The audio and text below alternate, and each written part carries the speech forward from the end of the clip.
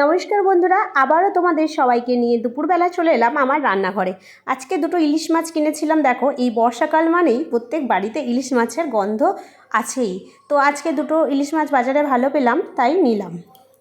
তো ইলিশ মাছগুলো দেখো এবার আমি কেটে নেব। বেশ টাটকা ছিল।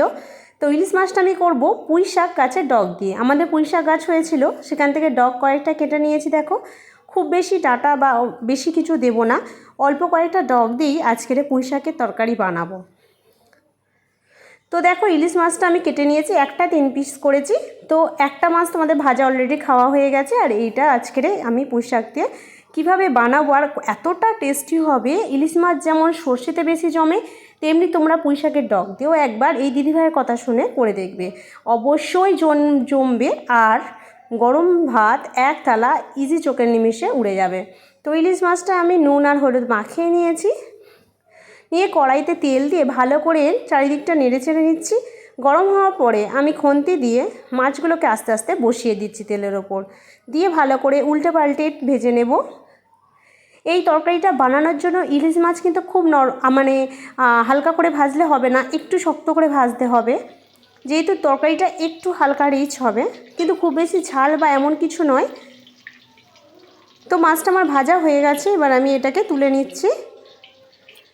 দেখো কীভাবে ভেজেছি, খুব বেশি যে শক্ত করা বা খুব বেশি নরম তা না, মাঝারি মতো আমি ভেজেছি। তো এরপর যে ইলিশ মাছের তেলটা আমার বেরিয়েছে, সেই তেলটা তো একটু রেখে দিয়েছি, কারণ ইলিশ মাছের তেল তো আমাদেরকে গরম ভাতে খেতে সবারই ভালো লাগে। তার উপরে আমি বাদবাকি তেলটুকু দিয়ে আমি এই তরকারিটা বানিয়ে নেব। তো একটা আলু অল্প করে কেটেছিলাম, একটা গোটা পেঁয়াজ দিচ্ছি, দিয়ে আলু আর পেঁয়াজটা ভালো করে ভেজে নেব। এই বর্ষাকালে পুঁই শাক তো অবভিয়াসলি সব জায়গায় পাওয়া যায়, তো তোমরা এই তরকারিটা ট্রাই করতেই পারো। তারপর একটা গোটা টমেটো দিয়েছি, দিয়ে ভালো করে আমি এটাকে ভেজে নেব সবগুলো একসঙ্গে। দিয়ে দিচ্ছি পরিমাণ মতো নুন, দিয়ে আরও ভালো করে নাড়াচাড়া করে ভেজে ভালো করে কষে নেব। ভালো করে কিন্তু সবগুলো মশলা ভেজে নিতে হবে। আর এই তরকারিতে, ইলিশ মাছের তরকারিতে কিন্তু খুব বেশি রিচ দেব না।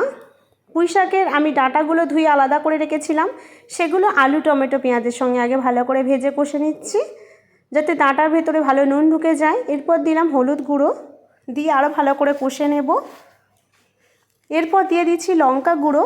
এটা একটু কাঁচা লঙ্কার করা যাবে না, তোমরা চাইলে একটু গুঁড়ো লঙ্কা ব্যবহার করতে পারো, তাহলে টেস্টটা খুব বেশি ভালো আসে। দিয়ে দিলাম পুঁই শাক গাছের পাতাগুলো, কচি পাতা ছিল একদম, তো সেই জন্য সঙ্গে সঙ্গে দিলাম না, ডাঁটাগুলো একটু ভাজার পরেই দিলাম।